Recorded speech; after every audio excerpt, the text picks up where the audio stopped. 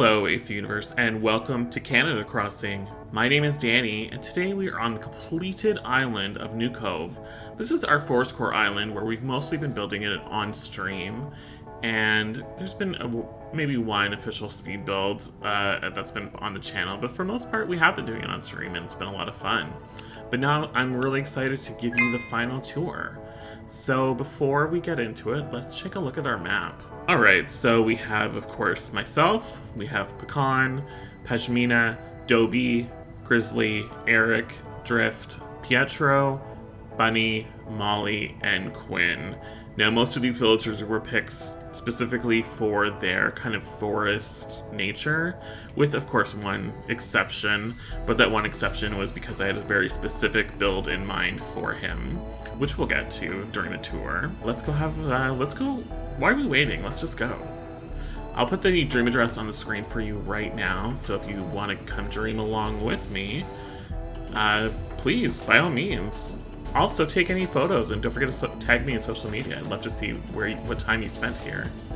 So let's get going. So like I mentioned, this is a ForestCore island, and I wanted to stay true to that. I often get asked the difference between ForestCore and cottagecore. To me, ForestCore is a lot more, I mean, without stating the obvious, a lot more trees everywhere, and you're primarily going more for greens where you would go for browns in cottagecore. And that's kind of the difference for me. I definitely, whenever you can place a tree, that's where what you do. You place a tree there. So I wanted this kind of crowded, overgrown forest, and that's what we really did here. So this is kind of just the main entrance. Like, there's two ways you could go. We're just gonna go this way first, and it's kind of an old beaten path. And then firstly, you can come down here on the beach, and we have a nice walkway area, and we have a movie on the beach. Like, who wouldn't want to hang out here? Nice community night with the residents of this island hanging out on the beach and by the bonfire and watching a movie. I mean, it's 5:44 a.m., so there's nothing playing right now, obviously. But I think this is really cool. It was definitely, I wanted to use one of the projection screens because I haven't had a chance to use one yet. And I thought this was the perfect area to do it, and I love how it turned out. And then we're going to cut back across, and we're going to have actually our first villager, and this is Dobie's area. I definitely tried to put my villagers in areas that I thought suited their type. So Dobie is, of course, the old, cranky wolf, and I thought this area kind of suited him. He's got a nice little tea area, and nice, simple, you know, the old-fashioned radio, nice seating area. And I think it turned out really nice. He's got the nice river running by his house. It's actually a nice kind of secluded area, especially for a cranky. So I definitely like how that turned out. So we're gonna cross the bridge, and then we're gonna go into the museum area. So we have this seating place, and I do like how this turned out. I know it seems kind of random, just a little seating place in the middle of nowhere, but again, you know, it's Animal Crossing. And then we have the lovely area back there with the little stream and a little waterfall back there. And then we actually have the museum completely covered in castle walls. I do like how this turned out. This to me is very ForestCore, a good way to cover your museum if you're looking for not to show the actual building, because the building doesn't really suit the area so much. And I think this really worked. Like, yeah, of course you can see the top of it a little bit, and I could have built a whole second thing. But I also didn't want it to be huge because this island wouldn't really have this huge kind of castle in the nowhere, and I didn't really have the space, to be 100% honest. So if we keep going back, we're gonna come kind of back and forth. So we have this little path that brings you right through to the campsite. This was actually one of the first things I built, and I just built it because I was bored one day. I didn't even record it, you know, when you just want to play. So we have the campsite. So at first there's a little kind of tub area. I really wanted to use this bathtub, and so it's kind of a nice spa area of the campsite, and I definitely think it suits. But then the actual campsite is back here as well. And we have these, you know, you're gonna eat kind of area, and then the actual campsite. And then up there you can kind of see the, you know, just to add a little height dimension to the back of it. I like how that turned out. We have the campfire. Fishing pond is back there. And we can actually go back there, so I have a little path so you can access the fishing pond if you want to go fishing. And it's kind of nice here, you can access up there. It's kind of a midway point if you wanted to go up to the second level, so you can actually access it when you're kind of stuck in the middle of the island, which was really important to me, just to have that access. And then you could keep going here, but we're not going to because we're going to come back around that way. But nice, you know, kind of cave area here. So we're going to go back through because I want to go back well, I don't know if there's a proper way to tour the island. This is the first time I'm touring the island, so give me a break, okay? So we're going to go back across the bridge here. I do love how this area turned out, I gotta say, with the museum. I'm really proud of it. We did that on stream one day and it worked out really nicely. So crossing the bridge, now we have a little shopping area on the beach. I really kind of struggle with beaches, I'm not gonna lie. It's definitely my Achilles heel as far as decorating is concerned. So I tried to fill as much beaches as possible on this island just to kind of say, like, look, I'm trying with beaches, leave me alone. And I do think that this grocery store on the beach, why not? I do like how it turned out. I think, you know, mixing some of the different wood patterns, you don't really have to worry about matching wood. Wood is always going to match other woods, and I think it makes it look a lot more rustic and a lot more natural, having all the different kind of wood tones and not having it all match, honestly. So I'm happy with this grocery store on the beach, and, you know, like I said, why not? Going back around now, on the other side of that, we have a kind of a ship parking area. I wouldn't necessarily call it a yacht club per se, it's just like 3 boats parked. But I did want to use a couple of the boats and just kind of have a simple little area, you know, where you dock and maybe captain's got some spare boats or whatever. And I actually do like how this area turned out, even though it's kind of random. Have a little, you know, beach house there, shed. It's minimalistic, but I think it actually works really well for the area. Now, going behind that, this was one of the last parts I did on the island, this last beach, so when in doubt, I definitely throw some beekeeping hives around, just because it's always going to look good, and it's a great way to fill up your beaches. I think it looks awesome, especially now with the wheat fields using on the beaches. I always love placing the honeycombs around, or the wasp nests, I guess they are technically, but I think this looked really cool and really cute, so I definitely, if you're looking to fill up beaches, it's definitely an easy way to fill them up. And then moving behind that, this is kind of something different. This is literally the last thing I did on this island. And I just did a gyroid beach, and I can't explain it, but it's one of the most favorite things that I've ever done. And I know that sounds so ridiculous because it's so simple, but for some reason I love it. I just love it, having the real gyroids, the fragments, and then the glowing moss all around. And literally it was just like I had a storage full of gyroids. I'm like, what am I going to do with all these? And I just placed them all around. And I don't know. Like, I mean, I probably could have added some castle walls to the back wall or something to make it a little bit more, but I kind of like the simplicity of it. Okay, so coming back off the beach, we're going to go up this incline. This area is another one that just kind of came together, and I really liked how it worked. This, to me, is like traditional ForestCore, using a lot of the ForestCore type items. You know, the paths going around the trees, I loved that effect. We have a sitting area. I love these chairs. I think they would work out perfectly. And then we're going to cross the bridge, and we actually have Eric's house. So, of course, we need Eric on a ForestCore island. He's a perfect ForestCore villager. So this is his house. He's probably got one of the biggest yards I think I gave to anybody, but I mean, he's one of my favorite villagers, so fair enough. So he's got the nice kind of path to his yard, his house, sorry, and then on this side, he's got the hot tub, which of course, you know, Eric needs a hot tub. So really like that. And then he's got a whole back here too. He's got this whole barbecue set up. Food, of course, he's a lazy, he loves to cook, he loves food. So he's got this lovely place to entertain friends in his backyard. So I think that's great. I really love how this turned out. And we have, you know, a little garden shed on this side, and down there is where the campsite is, where we were, just for reference. And then we're gonna go up this incline, and this was the one speed build that I did do on the channel, and this was the spooky forest. Now again, I don't know why, but I really wanted to do this, and I think it looked really cool. My dream address is I actually still haven't saved it, but it's going to be saved at night. I think just because I'm kind of giving the tour during the day. I mean, it's early morning, but it's light. So I like to have a little bit of difference. So I like having the tour different than the dream address. So the dream address will actually be at night. So this place is going to look really cool tonight. So, I mean, I'm not going to talk about it too much because y'all watch the speed build, but I do love, this is Pietro's spooky forest. I changed his house. He's one of the only ones I think I actually changed his house for, but just to make it fit. So we got the creepy clown and, you know, the graveyard, the open grave, something down there. But yeah, I really like this area. I think it's a lot of fun. I've used a few different paths throughout this island. I will put all the custom codes in the description. So if there's one you're looking for, make sure to check the description of the video. And let's keep going. So I have this little transition area down here, and I didn't know what to do with it. And I kept looking at the mine carts, and I was like, I love these mine carts. I really want to do something with it. So it's a really tiny area. So I decided just to throw some caves around and put some mine carts, and literally made a little mining.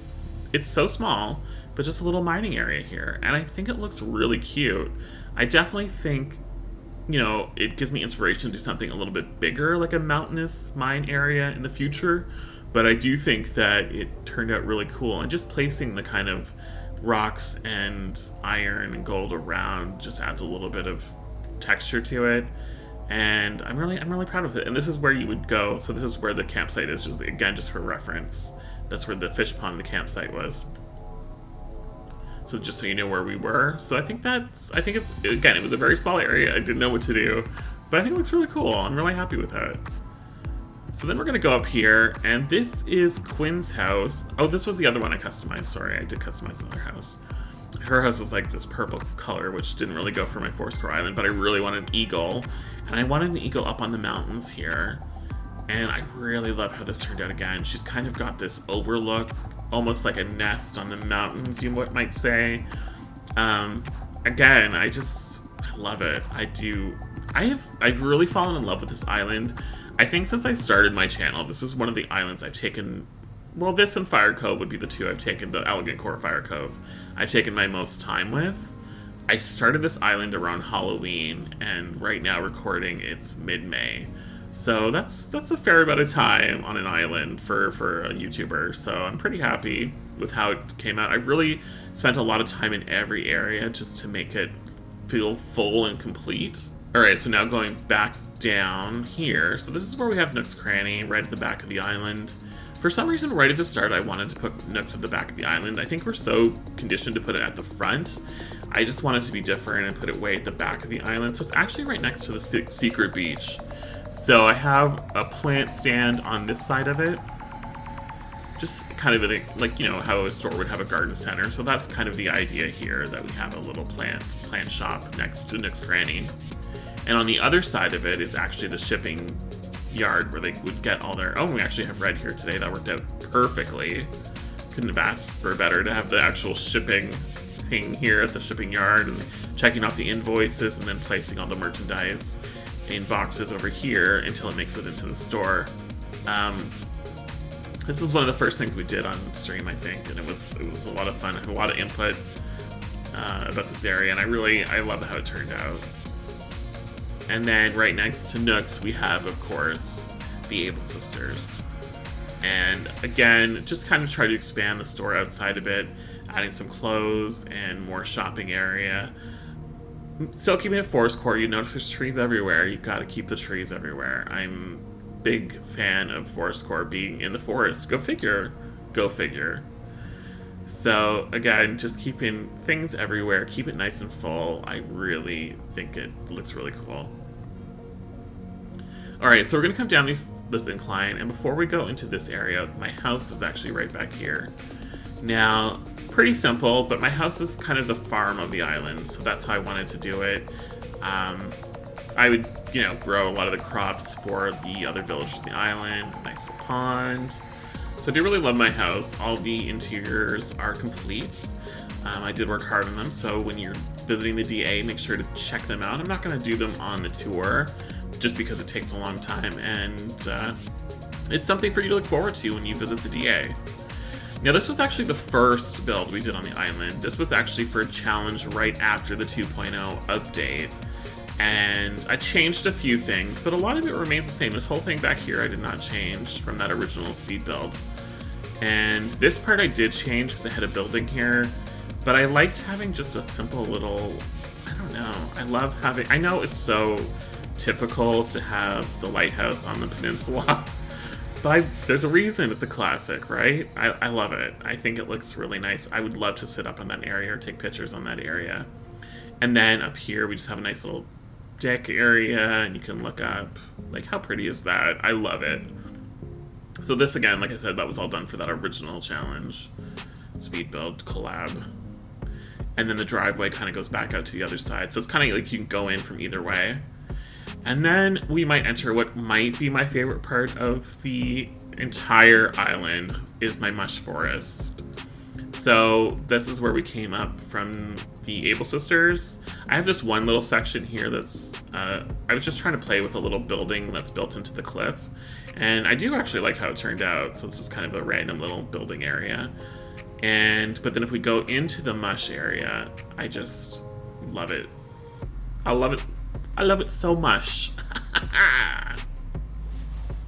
So again, just using all the Mush items, I've never really had a chance to use them. I just think the colors and the textures everywhere, it looks so amazing. This is like my happy place when I come here. I guarantee I'm probably gonna make the thumbnail a part of the Mush forest just because I love it so much. I just think it looks so magical, but still like realistic foresty. I don't know. I do think, I don't know, I love it. I love it a lot. I really do. And then from Mush Forest, we're gonna have a little villager neighborhoods. So we have Pashmina is here. Again, pretty simple yard, just got a nice little sitting area, nothing too extraordinary. So we're right up behind resident services. And then up here we have Pecan. I love this yard actually. This was a lot of fun to build.